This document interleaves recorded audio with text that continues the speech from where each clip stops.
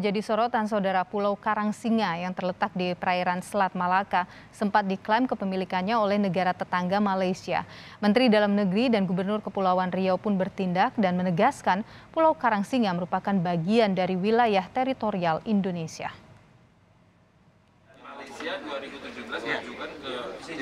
Di bawah Koordinator Zona Keamanan Laut, Mendagri, Gubernur Kepulauan Riau dan Wakil Menteri Pertahanan meninjau langsung Pulau Karangsinga yang terletak di antara perbatasan Indonesia, Singapura, dan Malaysia di perairan Selat Malaka.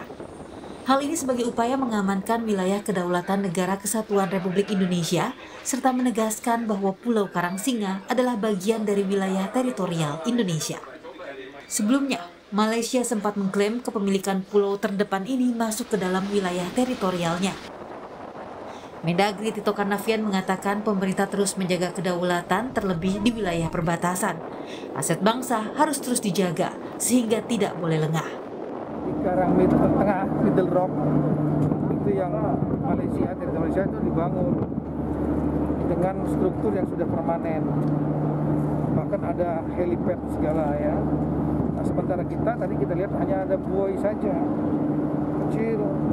Oleh karena itu kita harus menjaga kedaulatan kita. Ini menyangkut masalah laut teritorial, banyak sekali implikasinya.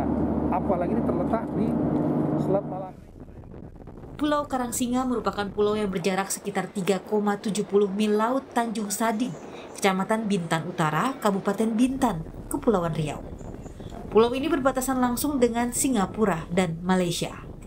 Selanjutnya, untuk menjaga kedaulatan NKRI, pemerintah rencananya tahun ini akan membangun mercusuar dan helipad untuk menjaga pulau terdepan di Indonesia. Ricky Ramadoni, Kompas TV, Batam, Kepulauan Riau.